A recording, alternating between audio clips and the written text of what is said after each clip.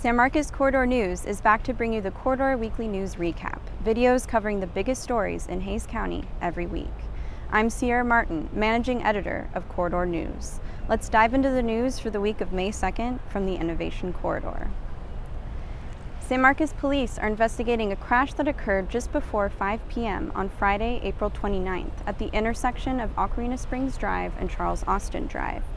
The accident resulted in the death of 16-year-old Addison Harley and the hospitalization of his 17-year-old pregnant girlfriend.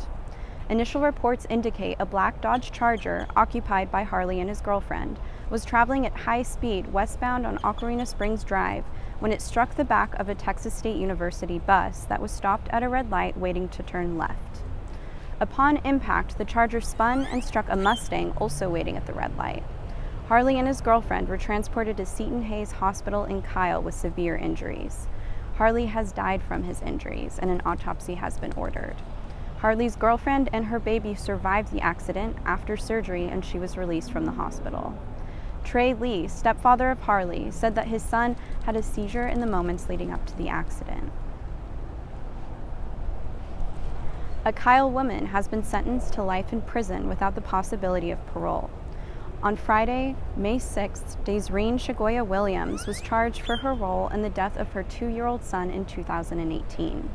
The trial evidence presented over the last 2 weeks showed that on July 4, 2018, Shagoya Williams called 911 claiming that her 20-month-old son, Mason Williams, was discovered not breathing after a nap. Kyle Fire Department and EMS attempted to perform life-saving measures on Mason and soon noticed bruising and other evidence that the death had occurred hours earlier. 27-year-old Stevie Dwayne Williams, Mason's father and Shagoya Williams' husband, was found guilty of capital murder for his involvement in his son's death in October 2021. Stevie was sentenced to life in prison without the possibility of parole. On April 27th, the Hays County Sheriff's Office became aware of an investigation regarding inappropriate communication between Dripping Springs Independent School District middle school students and a teacher. The teacher was identified as 30-year-old Kevin James McLean, who was charged with sale, distribution, or display of harmful materials to a minor and distribution of a controlled substance to a minor.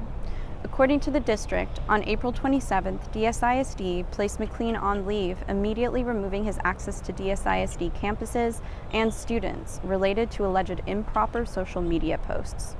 Throughout the course of the investigation, investigators learned McLean had sent the juvenile victims inappropriate images through the app Snapchat. Additionally, it was discovered McLean provided the juvenile victims with both nicotine and THC vapes. On February 28th, a 5th grade student from Mendez Elementary School came home anxious after receiving a threat with a knife from another 5th grader. The concerned parent, Lucia Muniz Rodriguez, filed for a Level 1 grievance on March 25th after feeling the school mishandled the threat. The district responded in a letter to Muniz Rodriguez on March 31st. Muniz Rodriguez said she was unhappy with the district's response and is moving to file a grievance Level 2. The falls on the San Marcos River at Rio Vista Park will be open for use beginning on Saturday, May 7th. The falls were closed for repair in October of 2021. Most of the fencing will be removed from the area except for the work staging area and portions of the sidewalk that will be repaired in the coming week. Maintenance included repairing voids, undercutting, and deepening the foundation toe of the bank and in-stream structures. A protective layer of rock armored around the foundation was also installed.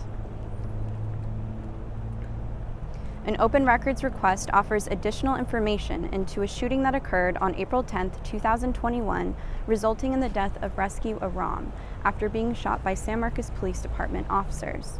According to the Hays County Criminal District Attorney's report, Officer Jordan Perkins and Sergeant Jason Cormier both fired handguns at Aram, while Officer Mueller attempted to use a taser to stop Aram's assault.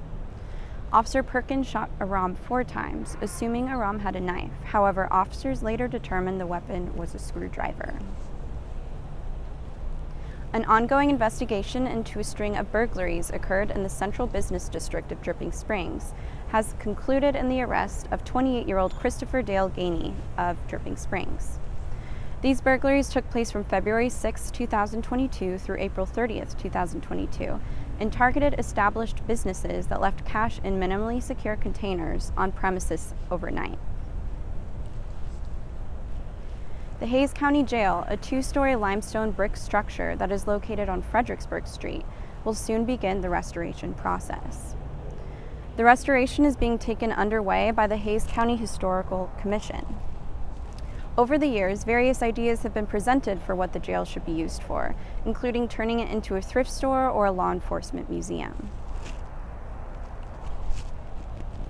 More than 4,400 candidates for bachelor's, master's, and doctoral degrees are expected to cross the stage during 8 commencement ceremonies from May 12th to 14th at Texas State University. All commencement ceremonies will be held in Strahan Arena at the University Event Center. The City of San Marcos has kicked off Music on the Square, a free family-friendly concert series.